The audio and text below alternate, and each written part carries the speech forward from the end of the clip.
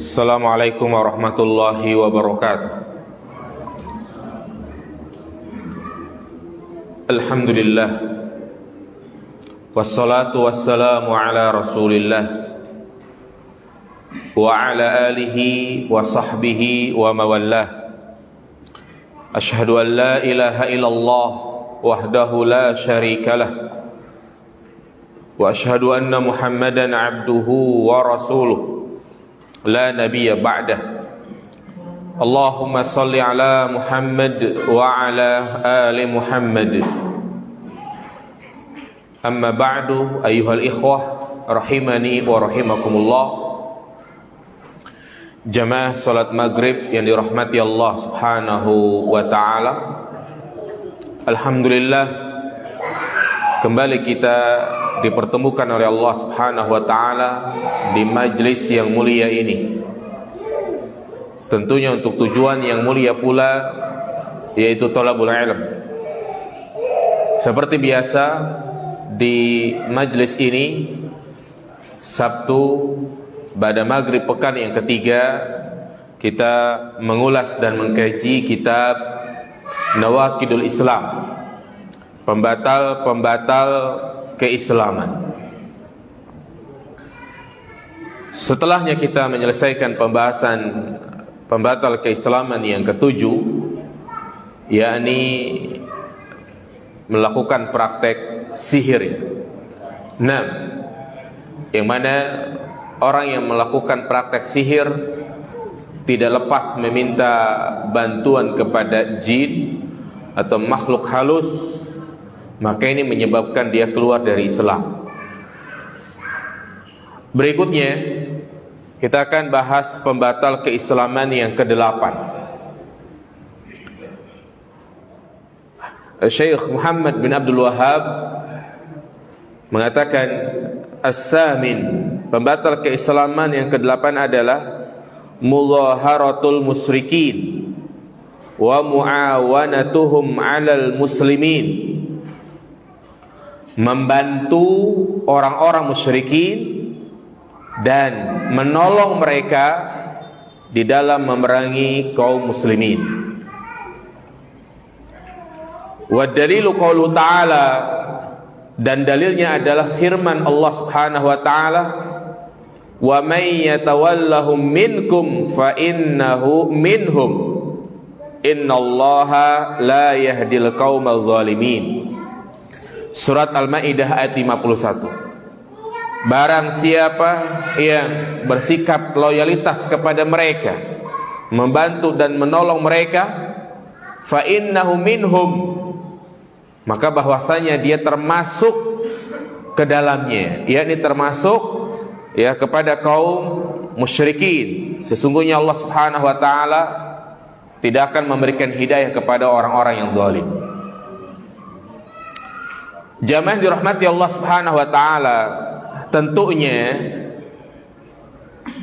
ungkapan yang disampaikan oleh Syekh Muhammad bin Abdul Wahhab ini perlu dirinci penjelasannya, karena tidak serta-merta menolong orang kafir itu dikatakan keluar dari Islam. Nanti kita akan jelaskan perincian tentang masalah ini. Jadi jangan sampai kita salah kaprah. Contoh misalnya ada non muslim di tengah jalan, bannya kempes, kebetulan butuh dongkrak misalnya, dan kita punya, kita tolong dia, kita bantu dia. Apakah termasuk ke dalam poin ini jemaah? Tentu jawabannya tidak. Iya. Kalau dia salah kaprah, mungkin dia praktekkan itu, menolong, membantu orang musyrikin, gak boleh. Ya udah, tinggalin aja. Iya. Nah ini tidak benar. Nah makanya menolong mereka yang termasuk dalam kategori kufur, yaitu menolong mereka dalam rangka mendukung kesyirikan mereka, dalam rangka untuk mendukung kekufuran mereka, Sebagai contoh misalnya tolong menolong dalam perayaan hari raya mereka, bersikap loyalitas kepada mereka, dan maka inilah yang tidak diperbolehkan. Baik, makanya hal ini mengingatkan kepada kita semua tentang salah satu prinsip akidah Ahlussunnah wal Jamaah yang menjadi dasar-dasar kita dalam beragama, yang mana kaidah ini mulai banyak dilupakan oleh sebagian orang. Bahkan ada yang menganggap prinsip ini sudah tidak relevan lagi di zaman sekarang. Yang lebih parahnya lagi, mereka yang ingin menerapkan kaidah ini dikatakan intoleran, dikatakan radikal. Prinsip itu adalah al-wala wal bara. Al-wala al-bara. Ini prinsip yang sangat penting, yang merupakan kunci kesempurnaan tauhid seorang hamba, dan juga merupakan kelaziman dari kalimat tauhid yang sering kita baca, la ilaha illallah. Tidak ada ilah yang berhak diibadahi kecuali Allah. Yang mana prinsip al-wala dan al-bara ini sesuai dengan firman Allah Subhanahu wa taala, wa may yakfur bit-taghuti wa yu'min billah. Barang siapa yang ingkar kepada tagut, ini namanya al-bara. Wa yu'min billah, beriman kepada Allah, ini adalah al-wala. Apa yang dimaksud dengan al-wala? Yakni al-wala itu artinya kita menanamkan di dalam hati rasa cinta, bersikap loyalitas, kasih sayang kepada siapa jemaah? Sesama muslim, kepada orang-orang yang agamanya itu sama kepada kita. Itulah yang disebut dengan al-wala. Sesama muslim nggak boleh kita saling bermusuhan, apalagi sampai saling mendiamkan, memfitnah, saling memerangi, ya, cuek, tidak memberikan bantuan. Maka bukan seperti itu yang diajarkan oleh Nabi SAW. Justru kita disuruh untuk saling menyayangi dan mencintai. Apa kata Nabi SAW? La yu'minu ahadukum hatta yuhibba li akhihi ma yuhibbu li nafsihi. Tidak beriman salah seorang di antara kalian sampai dia mencintai apa yang ada pada saudaranya sebagaimana dia mencintai apa yang ada pada dirinya. Jadi ketika ada saudara kita yang mendapatkan nikmat, punya kendaraan baru, punya rumah baru, justru kita pun harus merasa bahagia, senang mendengarnya, bukan malah dia menggerutu. Nah, dan juga Nabi mengatakan la tahasadu wala tadabaru wala tabaghadu wala tanajasu wa kunu ibadallahi ikhwana. Janganlah kalian saling hasad, saling membelakangi, saling dengki, saling mencari-cari kesalahan, tetapi jadilah kalian hamba Allah yang bersaudara. Ini kaidah apa namanya jemaah? Al-wala. Nah, yang kedua al-bara. Al-bara artinya berlepas diri dari perbuatan-perbuatan orang kafir musyrik. Nah, jadi menanamkan kebencian kepada mereka, memusuhi mereka karena sebab kekufuran mereka. Ini disebut namanya al-bughdu fillah, membenci karena Allah.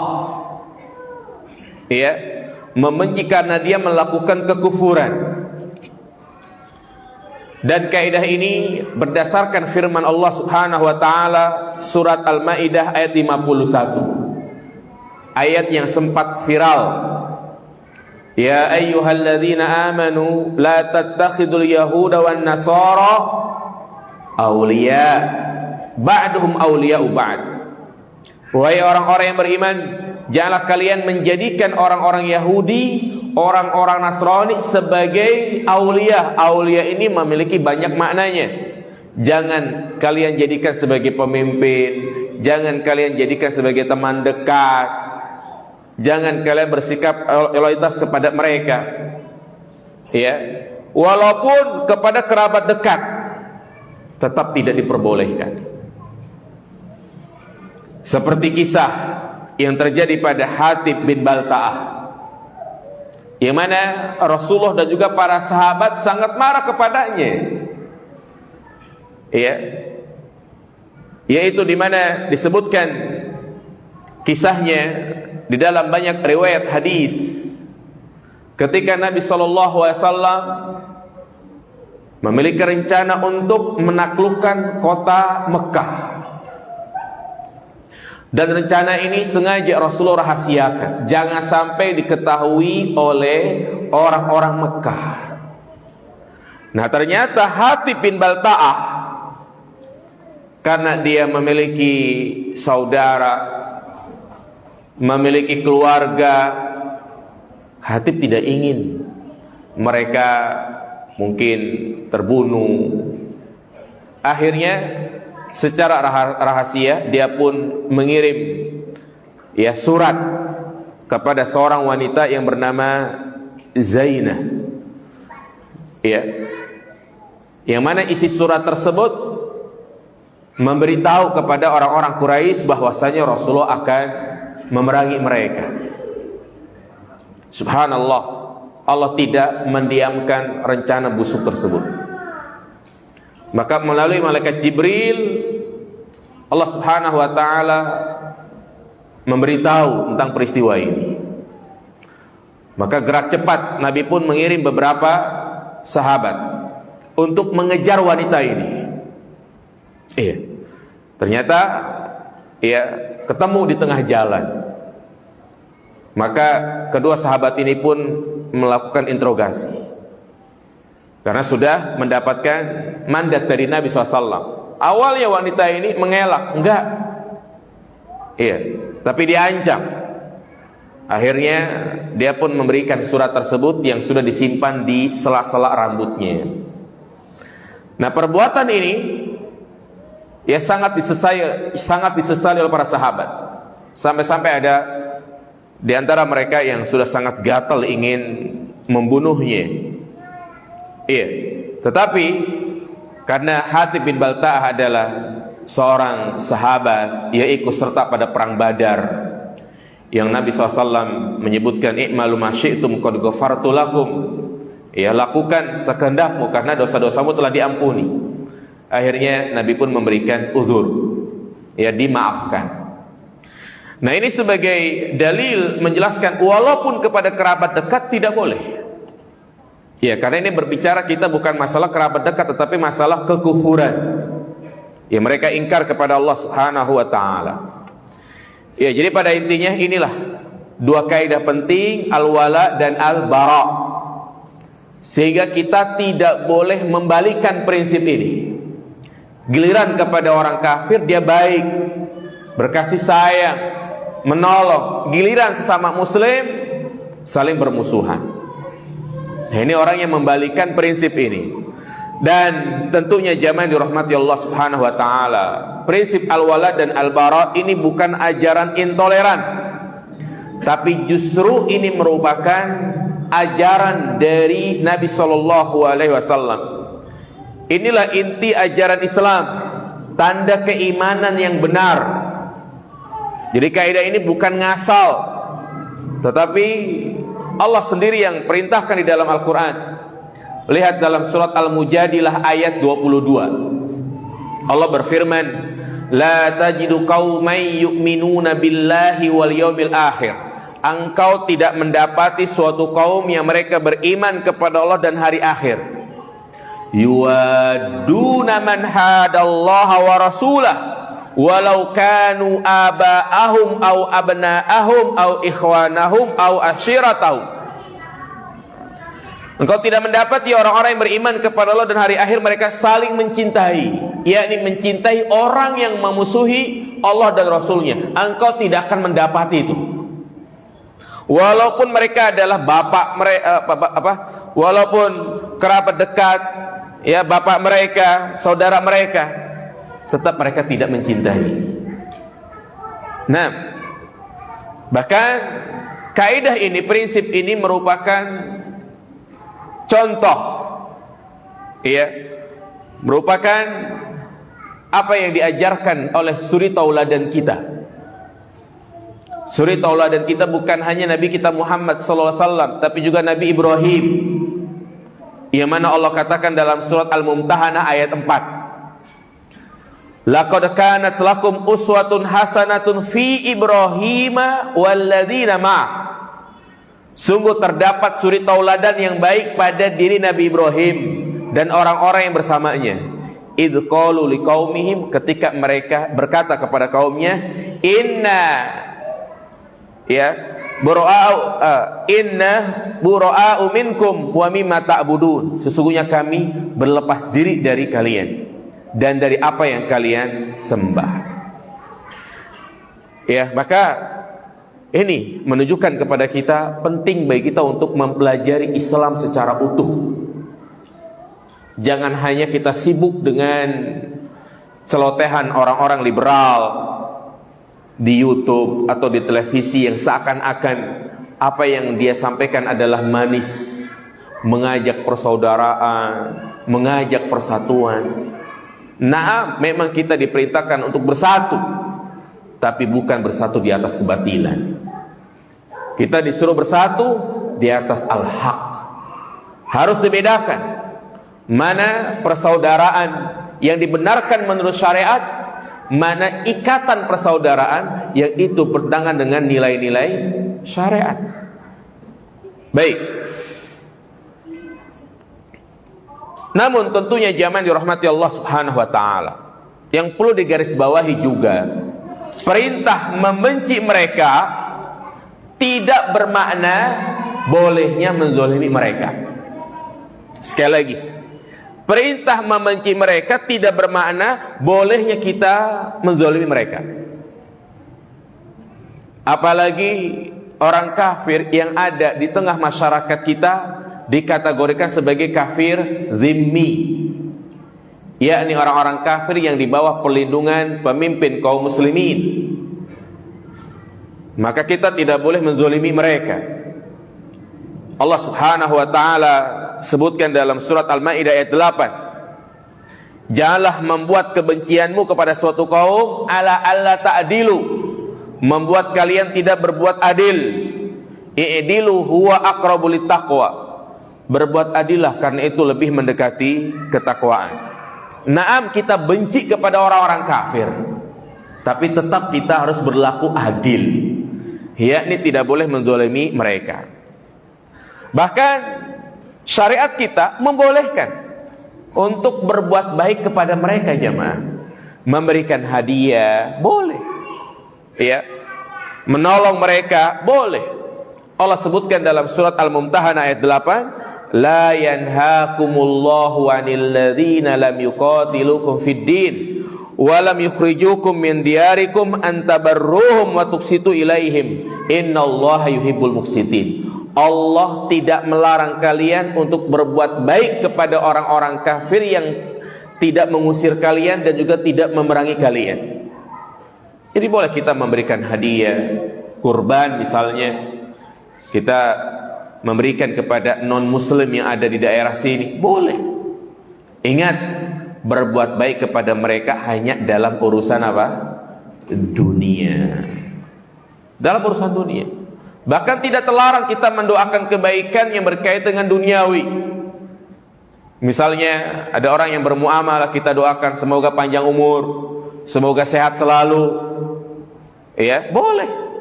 Boleh. Lebih-lebih lagi kalau kita doakan agar dia mendapatkan petunjuk.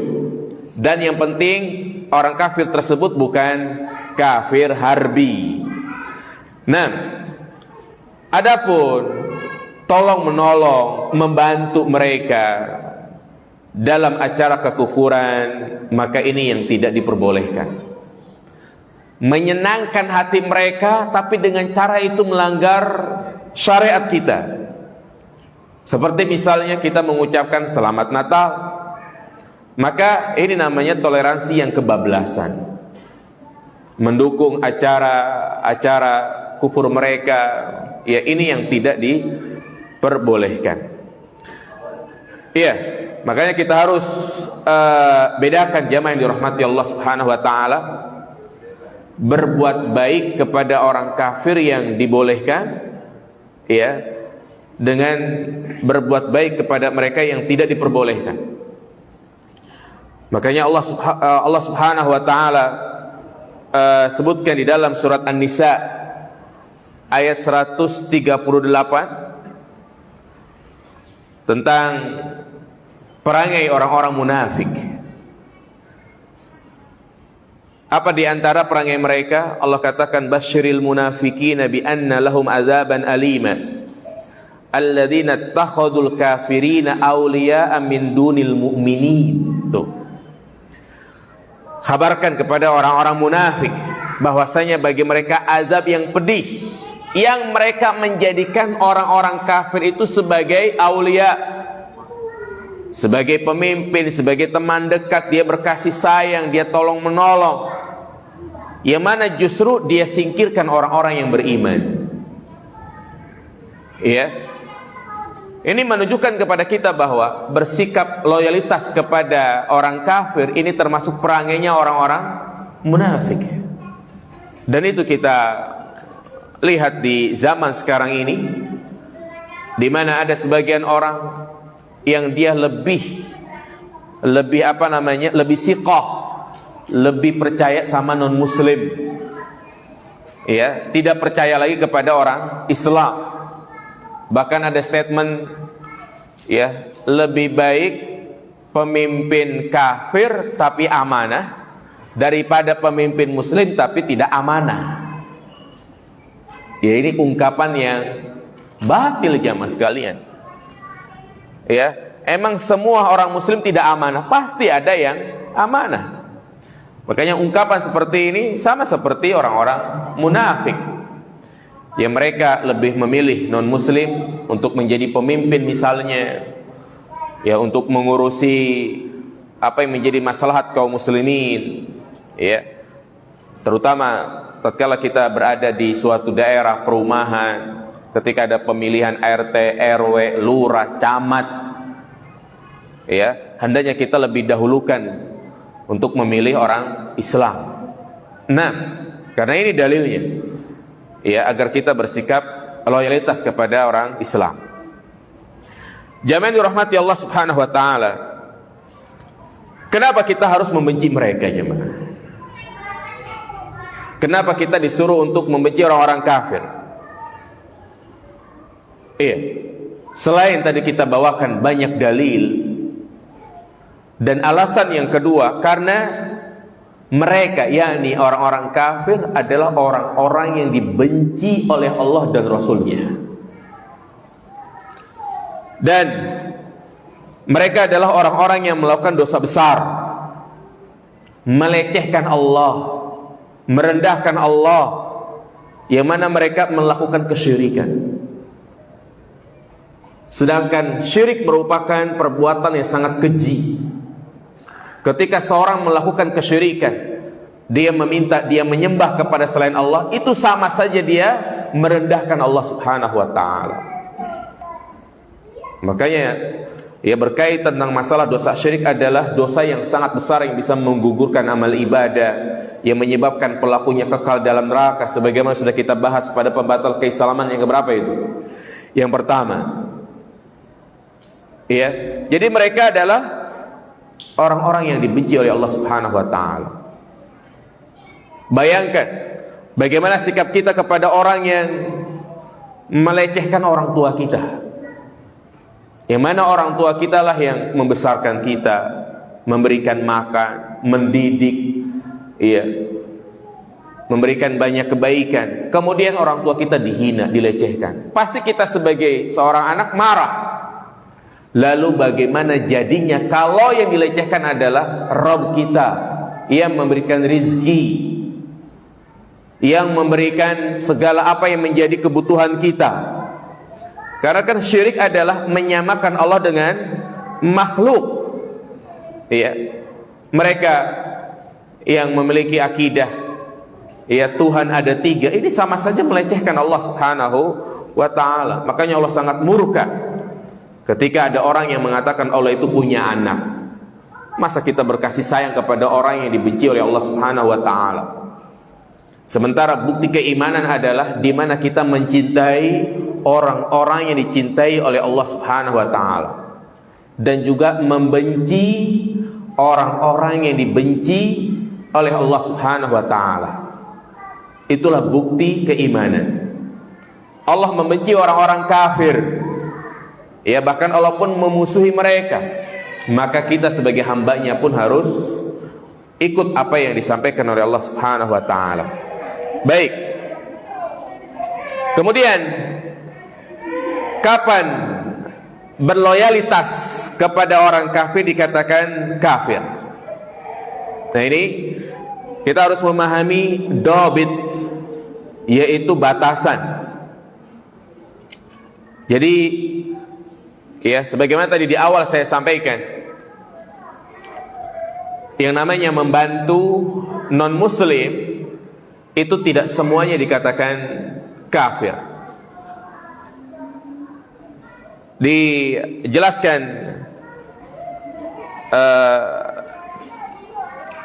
dari syarah masalah ini.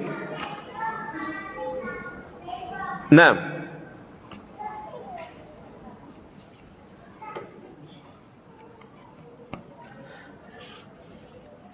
para pesarah menjelaskan bahwasanya apa yang disampaikan oleh Syekh Muhammad bin Abdul Wahab ya tidak serta-merta dikatakan at-ta'amul ma'al kuffar ya laisa ala darajatin wahidah. Jadi bermuamalah ataupun bersikap loyalitas kepada orang kafir tidak pada satu hukum yang sama. Nah, jadi muamalatul kufriyah at-tawalli ya, bersikap loyalitas kepada mereka, ada yang dikatakan kufur, dobitnya adalah mahabbatul kuffar li ajli dinihim au nusratihim li ajlihi waridho bihi, fa in wujidat nusratun biduni hadha dafi' wa innama li hadhin dunyawi fa huwa muharramun wa laysa kufran. Ini dobitnya. Jadi yang pertama ya, perhatikan jamaah sekalian, bersikap loyalitas kepada orang kafir yang dianggap kafir itu adalah ketika dia menyetujui agama mereka. Menyetujui agama mereka. Atau karena terdapat kebencian terhadap Islam. Tidak senang ketika syarat Islam ditegakkan. Maka ini adalah bentuk kekufuran. Kembali kepada kufur i'tiqad, keyakinan. Ya. Jadi sekali lagi, loyalitas yang menyebabkan orang itu dianggap kafir adalah menyetujui agama mereka, atau karena benci terhadap Islam, enggak senang ketika syariat Islam ditegakkan di muka bumi ini. Ya. Maka ini termasuk ke dalam firman Allah Subhanahu wa taala, wa may yatawallahu minkum fa innahu minhum. Barang siapa yang bersikap loyalitas kepada orang-orang kafir, maka dia termasuk ke dalamnya. Nah, qala Ibnu Hazm, berkata Imam Ibnu Hazm, bi annahu kafirun min jumlatil kuffar. Dia dianggap kafir ya secara umum. Wa hadza haqqun wa hadza la yakhtalif fihi isnani minal muslimin. Jadi ini tidak pendapat yang disepakati oleh para ulama yang tidak diselisihi. Namun sekali lagi saya sampaikan jamaah sekalian bahwa ya kita mengatakan kafir, kalimat seperti ini adalah kalimat secara umum. Jangan kita ungkapkan untuk memvonis orang. Ya, karena beda menghukumi secara umum dan menghukumi secara individu. Tadi dikatakan wadawitul wala al-kufri, ya, dikatakan oleh para pesarah bahwasanya mencintai orang kafir yang termasuk kekufuran adalah li ajli dinihim, ya, karena menyetujui agama mereka, au nusratihim, atau menolong agama mereka, warido, dan ridho akan ajaran mereka. Fa in wujidat nusratun biduni hadza dafi' wa inna malihadin dunyawi fahuwa muharramun. Adapun kalau didapati, ya, loyalitasnya itu bukan karena untuk cinta terhadap agama mereka, tapi karena urusan duniawi, maka ini tidak termasuk dalam kategori kufur. Nah, artinya tidak dihukumi kafir seperti yang dilakukan oleh siapa tadi? Hatib bin Balta'ah. Nah, ketika ketahuan Hatib melakukan hal seperti itu, apa kata Nabi sallallahu alaihi wasallam? Rasulullah mengatakan kepadanya, "Ya Hatib, ma hadza?" Apa-apaan ini? Mungkin seperti itu bahasanya. Apa-apaan ini? Kenapa engkau lakukan ini? Hatib memberikan alasan. Qala la tu'ajjil alayya. Jangan tergesa-gesa dulu ya Rasulullah. Ya, inni kuntu imra'an mulsikan min fi Quraisy walam akun min anfusihim wa kana man ma'aka minal muhajirin lahum qurabat yahmuna ahlihim bi Makkah fa ahbabtu idza fatani dzalika minan nas fihim an ittakhadha fihim yadan yahmuna biha qarabati. Ini di mana Hatib menyampaikan alasannya. Aku lakukan itu karena aku memiliki keluarga, ikatan kerabat. Aku tidak ingin mereka terbunuh, dalam rangka untuk menjaga mereka. Dan Hatib mengatakan apa? Wa ma fa'altu dzalika kufran wal artidadan an dinin wal ridon bil kufri ba'dal Islam. Dan aku tidak melakukan itu semua karena kekufuran, dan juga bukan karena aku murtad, bukan karena aku ridho terhadap kekufuran setelah Islam. So, ini alasan siapa? Hatib, karena urusan duniawi. Ya, karena urusan duniawi. Faqala Rasulullah SAW, maka Rasulullah mengatakan innahu sadaqakum. Ya, artinya sudah, yaitu uzur dia. Ditambah lagi tadi kita jelaskan bahwasanya Hatib termasuk sahabat yang ikut serta pada perang Badar, yang dosa-dosanya itu telah diampuni. Fakalamu Hatib, maka ya, alasan yang disampaikan oleh Hatib ma ikrari Rasulullah SAW sorihun fi anna mujarrada filil Hatib laisa kufran. Ya, artinya apa yang disampaikan oleh Hatib ini menjelaskan bahwasanya tujuannya itu bukan kekufuran. Kalau itu adalah bentuk kekufuran, pastinya Hatib sudah diapain jemaah? Ya, sudah dipenggal lehernya karena dia murtad. Dan Nabi mengatakan man baddala dinahu faqtuluh, barang siapa yang murtad dari agamanya maka bunuhlah. Iya. Jadi ini juga menunjukkan kepada kita bahwa kita menghukumi seseorang secara zahir. Iya, menghukumi secara zahir. Artinya kalau orang sudah mengucapkan kalimat la ilaha illallah, dia mendirikan sholat, ya, maka kita hukumi dia adalah muslim. Tidak boleh kita keluarkan dari keislamannya, ya, tidak boleh kita merusak kehormatannya, ya, sebagaimana orang-orang munafik yang hidup di zaman Nabi SAW, yang kita tahu bagaimana permusuhan mereka. Mereka memusuhi Nabi bukan dengan tangan, bukan dengan membunuh, bukan dengan melukai, tapi mereka menyakiti Nabi SAW dengan ucapan dan juga dengan sikap mereka. Tetapi karena mereka adalah orang-orang yang hidup bersama Nabi, ikut sholat berjamaah, bahkan ikut perang, Nabi tetap menghukumi mereka sebagai seorang muslim. Abdullah bin Ubay bin Salul, siapa yang tidak kenal?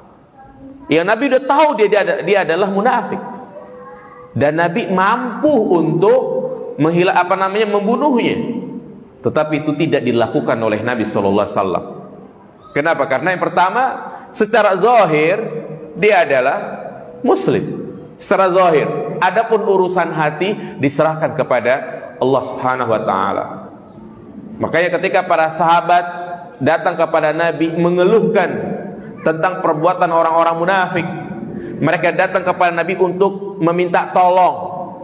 Apa kata Nabi SAW? La yustaghasu bi, janganlah minta tolong kepadaku, tapi minta tolonglah kepada Allah Subhanahu wa taala. Karena urusan hati itu diserahkan kepada Allah Subhanahu wa taala. Ijra'il hukmi bil-zahir wala natawalla bis-sarair. Jadi kita menghukumi secara zahir, ya tidak kita menghukumi ya secara batin. Karena kita tidak diperintahkan untuk membelek hati setiap orang. Ya, bahkan ada yang lebih parah lagi. Ketika ada seorang yang bernama Dzulkhuwaisirah datang kepada Nabi SAW pada peristiwa pembagian harta ghanimah setelah perang Hunain. Orang ini malah mengatakan apa? I'dil ya Muhammad, berbuat adillah wahai Muhammad. Nabi Muhammad disuruh berbuat adil, seakan-akan dia menganggap Nabi Muhammad tidak berlaku adil. Sahabat Khalid bin Walid sudah sangat gatal tangannya, ingin membunuh saja. Tetapi Nabi mengatakan, ya, aku tidak diperintahkan untuk membelek hatinya, karena dia adalah muslim, sudah dibiarkan begitu saja. Baik ya mas kalian. Jadi kembali kepada inti dari pembahasan yang sedang kita bahas, ya, bahwa diantara pembatal keislaman yang keberapa jadi ini? Yang ke-8, yaitu menolong mereka, membantu mereka, yakni bukan dalam masalah-masalah duniawi, tapi menolong mereka dibarengi dengan menyetujui agama mereka atau ya benci terhadap Islam itu sendiri. Itu mungkin penjelasan dari poin yang ke-9 ya.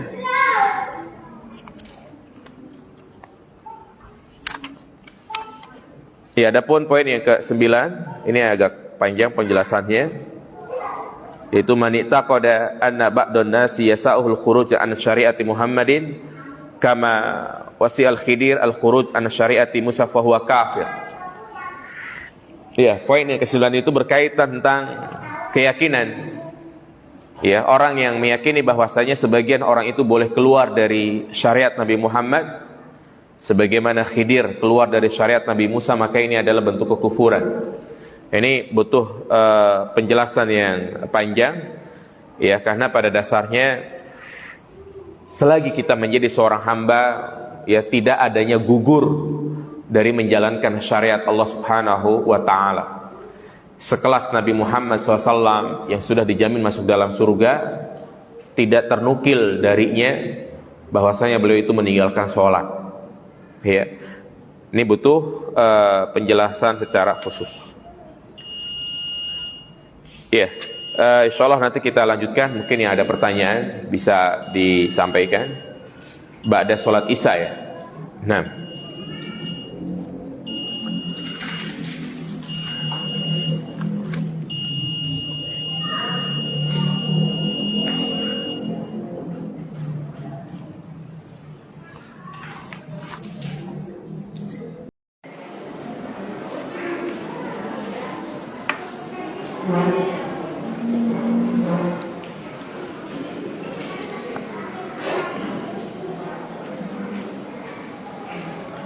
alhamdulillah wassalatu wassalamu ala rasulillah wa ala alihi wa sahbihi wa mawallah. Asyhadu an la ilaha illallah wahdahu la syarikalah wa asyhadu anna Muhammadan abduhu wa rasuluhu la nabiyya ba'da. Ayyuhal ikhwah rahimani wa rahimakumullah. Itulah tadi kita paparkan penjelasan tentang pembatal keislaman yang ke-8, yakni yang termasuk kufur, dalam kategori kufur adalah mudhaharatul musyrikin wa muawanatuhum 'alal muslimin, ya, membantu dan menolong mereka apalagi untuk memerangi kaum muslimin ini dalam perkara-perkara yang dia ridho terhadap kekufuran tersebut. Tapi kalau hal-hal yang sifatnya muamalah, maka ya tidak mengapa jemaah sekalian. Ya sering kita sampaikan tentang arti toleransi yang benar adalah toleransi yang sifatnya itu dalam hal duniawi. Misalnya ada tetangga non muslim meninggal, sekedar bela sungkawa, datang takziah boleh. Ya, kita mengucapkan innalillahi wa inna ilaihi rajiun boleh. Yang tidak boleh itu adalah apa? Mendoakan. Ya, semoga amal ibadahnya diterima. Itu yang tidak boleh. Ya, jadi intinya tidak boleh kita toleransi kebablasan. Iya. Jadi jangan sampai kita tertipu dengan pemahaman liberal yang mereka berusaha untuk menolak ajaran Islam dengan dalih cinta kepada Pancasila. Padahal mereka itu pada hakikatnya benci terhadap syariat Islam. Nah itu banyak mereka kadang memprovokasi, ya, dikira kita tidak cinta kepada negeri ini. Padahal ya kita memiliki batasan-batasan dalam beragama. Jika memang tradisi ataupun kebiasaan tersebut tidak sesuai dengan ajaran Islam, maka kita wajib untuk meninggalkannya. Baik jemaah sekalian, ada pertanyaan?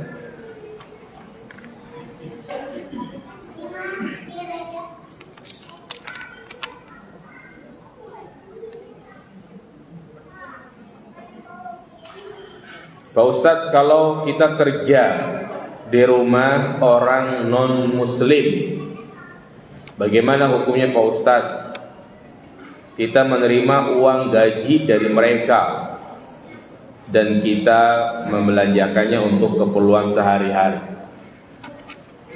Jangan dirahmati Allah Subhanahu wa taala. Perlu kita pahami bahwa hukum asal bermuamalah kepada non-muslim itu diperbolehkan, termasuk di dalamnya bekerja boleh, dan juga mendapatkan gaji darinya boleh. Kita harus bedakan antara harta yang haram dari sisi zatiyah dengan harta yang haram dari penghasilan. Adapun harta haram dari usaha, ya, maka itu yang haram bagi pelakunya saja. Artinya kalau kita misalnya contoh, kita dagang, kemudian barang kita dibeli oleh orang yang bekerja di bank ribawi, jelas dia bekerja di bank ribawi, bank konvensional, yang kita tahu pasti dia bermuamalah dengan harta apa? Riba. Apakah mungkin, maaf, kalau antum yang beli saya nggak mau? Nggak mungkin. Jadi boleh ya menerima gaji dari mereka selagi ya kita tidak tahu. Artinya kalau itu jelas-jelas misalnya gaji dari dia mencuri, dia mengatakan, Pak ini saya gaji, mohon maaf ini saya uang dari korupsi misalnya, ini jelas tahu, tinggalkan. Tapi kalau tidak tahu, hukum asalnya adalah boleh. Dalilnya Rasulullah SAW bermuamalah kepada orang Yahudi. Orang Yahudi di zaman Nabi itu mereka bermuamalah kepada kaum muslimin, jual beli. Padahal Allah katakan tentang mereka akalu nabi subti, artinya mereka memakan makanan yang haram. Mereka tidak memperhatikan usaha yang halal dan yang haram. Tapi Nabi bermuamal kepada mereka, ya kan? Mereka bayar, kemudian uang itu dimanfaatkan, boleh. Juga Nabi diundang makan oleh wanita Yahudi, dan Nabi menyantap makanan tersebut, menunjukkan boleh. Demikian pula sahabat itu Mas'ud, ya, dia diundang oleh orang yang artinya bekerja melakukan transaksi riba, dan dia memenuhi undangannya. Jadi intinya hukum asalnya itu diperbolehkan. Namun tentunya Yang lebih baik adalah kita berusaha mencari ya majikan atau tempat kerja yang muslim. Kenapa? Karena tentunya itu lebih aman. Kalau kita bekerja di tempat mereka, ya setidaknya kita mendiamkan kemungkaran. Ada salib, ya kan? Apalagi kalau melihara anjing. Kemudian juga pasti mereka tidak memperhatikan batasan-batasan syariat, tidak menutup aurat. Nah ini yang perlu kita perhatikan. Tapi kalau ini pertanyaan masalah hukum digaji dari mereka, maka boleh-boleh saja.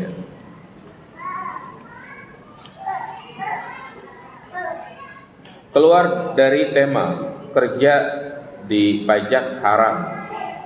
Kenapa diharamkan? Iya.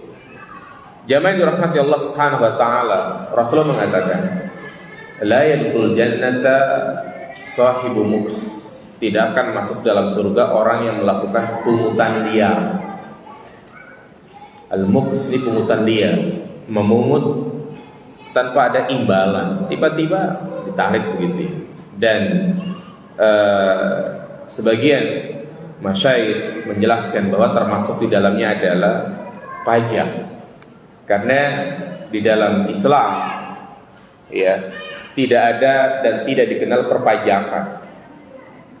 Di zaman Khalifah Rasyidin dan juga di zaman setelahnya, dalam rangka untuk menambah kas negara, ya artinya kan negara ini butuh dana, harta, misalnya untuk membangun jembatan tol dan yang lainnya, ya kan?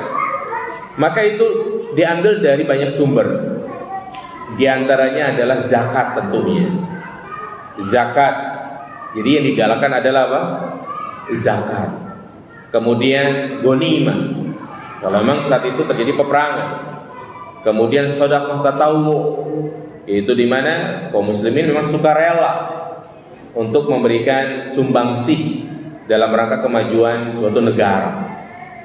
Ya, jadi nggak dikenal dengan istilah pajak. Atau juga di zaman dahulu ada istilahnya jizyah, upeti yang diambil dari non muslim yang mereka tinggal di negara kaum muslimin, maka ditarik jizyah. Jadi nggak ada istilahnya apa jemaah? Pajak. Begitu. Jadi pajak itu bukan bagian dari Islam. Nah, memang ada sebagian ditarik untuk membayar tanah. Itu bukan pajak, tapi karena memang mereka menyewa tanah milik negara. Sehingga ini hitungannya adalah sewa menyewa. Iya. Justru sekarang banyak orang yang lebih mengedepankan pajak daripada zakat, dan tentunya jauh berbeda. Zakat itu memiliki ketentuan nisab dan haul. Ya, kenapa tidak diperbolehkan? Ya karena ya itu tadi dia bekerja termasuk pungutan liar. Ya, ini termasuk bentuk kezaliman. Ya, namun tentunya kita sebagai warga negara ya bersabar dengan kebijakan seperti ini. Begitu, makanya kalau kita konsultasi ke konsultan pajak, mereka sebenarnya ingin menihilkan, tapi apa boleh buat itu tidak mungkin. Makanya berusaha untuk diminimalisir. Iya, mungkin itu berkaitan dengan masalah pertanyaan ini. Demikian jamaah sekalian, semoga kajian ini bermanfaat dan kita memohon kepada Allah Subhanahu wa taala agar kita diberikan taufik dan hidayah, diberikan kesehatan, disampaikan ya bisa mendapati bulan suci Ramadan, yang mana Ramadan sebentar lagi akan tiba, sekitar 2 pekan lagi, yang tentu kita bersiap-siap mengumpulkan bekal, dan bekal yang dimaksud di sini adalah berbekal dengan ilmu, baca kembali fikih ibadah di bulan Ramadan, agar ibadah kita itu betul-betul didasari dengan ilmu, bukan hanya ikut-ikutan. Nah, demikian. Subhanakallahumma bihamdika asyhadu an la ilaha illa anta astaghfiruka wa atubu ilaik. Assalamualaikum warahmatullahi wabarakatuh.